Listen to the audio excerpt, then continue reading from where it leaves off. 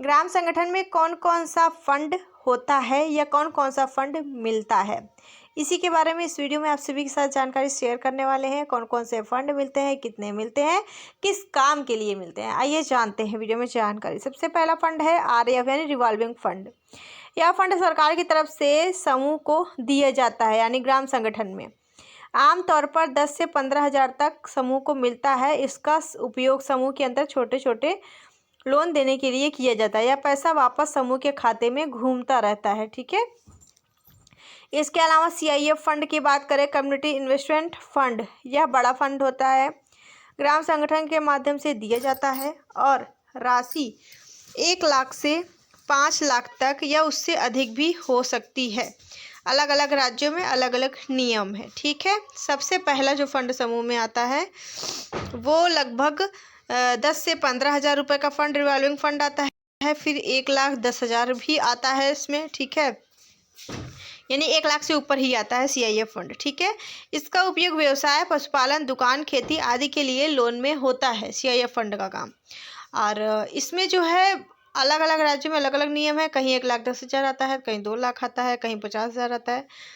50,000 तो नहीं, कम से कम 1 लाख रुपए जरूर आता है या इससे अधिक, 1 लाख से 5 लाख, इसलिए मैंने आपको बता दिया। इसके बाद है VRF फंड। बहुत गरीबी या संकट में फंसे परिवारों के लिए होता है। ये बीमारी, आपदा, अत्यधिक गरीबी की स्थिति में मदद मिलती है इससे। यह हर जगह नहीं मिलता, चयनित जगहों पर ही केवल दिया जाता है, कुछ राज्यों में। ये हर जगह नहीं है, इसलिए इसको हम नहीं देखते हैं, लेकिन आपके पास जानकारी होनी चाहिए कि कौन सा फंड है। ठीक है।